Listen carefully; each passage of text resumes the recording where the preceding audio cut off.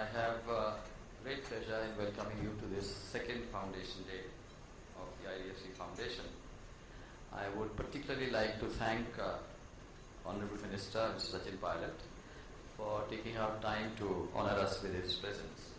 Despite busy schedule, and we all know that the Parliament session having been extended, there must be a lot of commitment that he has to meet, but he did grace our function. He has graced our function. Honorable Minister needs no introduction. Son of one of the brightest ministers of his time, late Mr. Rajesh Pilot. Mr. Sachin Pilot graduated from Stephens College and did his MBA from Wharton School of Business. He became the youngest MP at the age of 26 years. Before joining politics, he worked with Delhi Bureau of BBC and then with General Motors of the US. There couldn't have been a better choice for the position of Minister of Corporate Affairs with the government. Sir, we keenly look forward to hearing your views on a subject which is close to your heart and which is likely to redefine the role of corporates in nation building.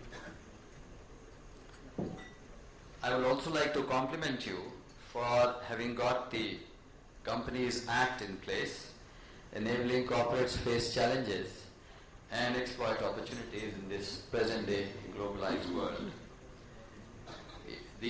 One of the archstones of this new legislation is the concept of corporate social responsibility mandated by law.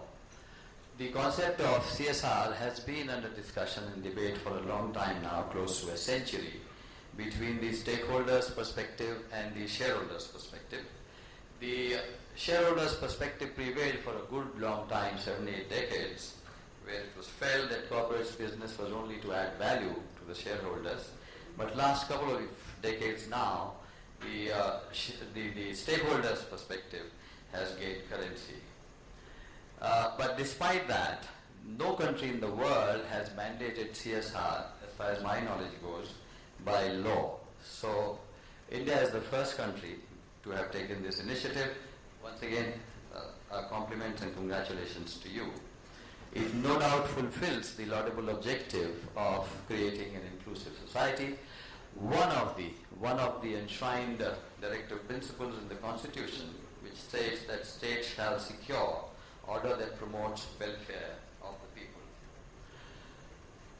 The CSR, as we understand, is integrating economic, environmental and social concerns with companies' operations and growth, which is also known as the triple bottom line approach.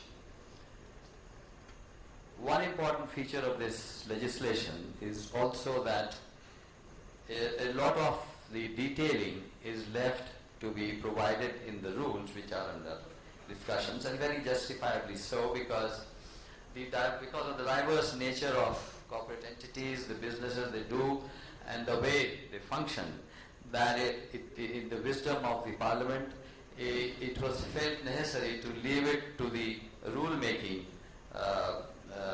function, which is more dynamic, which was evolving, to be left to the rules that are under preparation. It's a tougher task, and I'm quite aware of the fact that the Honourable Minister has set up a group of experts who are framing these rules. So probably this conference is also well timed if we can some recommendations for consideration of this group which are worthy of their consideration. And also because I think it was also necessary because the concept is new and there's very little experience or wisdom available or experience available in this field, and a straitjacket approach would have posed problems in the rollout of the law. Definition requires clarity. We have all known that corporate social responsibility is liable to be interpreted differently by different entities, and sometimes could be very mundane things like cleaning up your neighborhood or streets to children's education of the labor working with you, and sometimes could be as inventive as I read a few days back that one of the entities had set up a trust where a corporate social responsibility fund was donated for setting up an engineering college. The another very interesting activity which was considered to be discharged in the remit of CSR was distributing chola bhaturas to pilgrims going on a pilgrimage. And incidentally, this was mentioned to us by the Honorable Minister when we went to invite him for this function today. So it was good that the detailing is being done in the rules, and it could be an evolving feature. I'm sure that the group is considering all that, but there are some suggestions I would like to make for consideration of the Minister, and that is that, sir, while you are laying down the rules as to what all activities are going to be admissible under the remit of CSR, the rule making should ensure that it does not become overly prescriptive, nor remains vague for unintended interpretations. I'm sure the group is looking at it.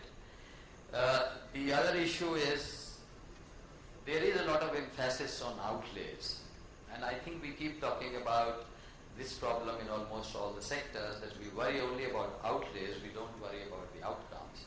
So would there be a possibility of linking somewhere the outlays to outcomes? And from that arises the question as to who is going to evaluate the outcomes. Maybe a third party test audit, although I know many would cry foul on this subject, but I think leaving it entirely to the corporate entities may or may not work, but this is for your consideration, sir. And lastly, I would only suggest that it is time now to see that the CSR provisions are also brought in sync with, or rather the taxation laws are brought in sync with the CSR provisions that are being made. As regards the topic today, we've chosen to say CSR or the socially responsible corporate, what we are looking at. In my view, unless and until the spirit and letter of the law sinks into the total work culture and employee psyche, in a sense, unless it gets embedded in the DNA of the corporate entity, we will not be able to say that corporates have become socially responsible. It will only remain a duty to be performed for the society. With these words, I would conclude, and I would once again thank the Honourable Minister and you all for making it convenient to come and encourage us. I hope the deliberations are successful in the time to follow. Thank you once again.